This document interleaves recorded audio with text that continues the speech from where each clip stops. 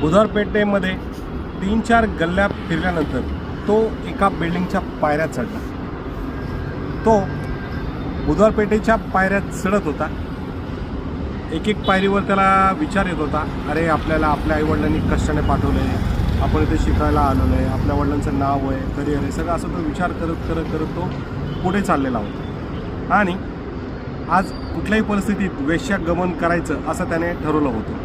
प्रत्येक दरवाजा उघडून झाकून कुठली पोरगी सुंदर दिसते, कुठली आवडते असं त्याच्या मनात चाललेलं होतं। आणि एका रूममधून पोलीस हप्ता घेऊन बाहेर येताना त्याला दिसला।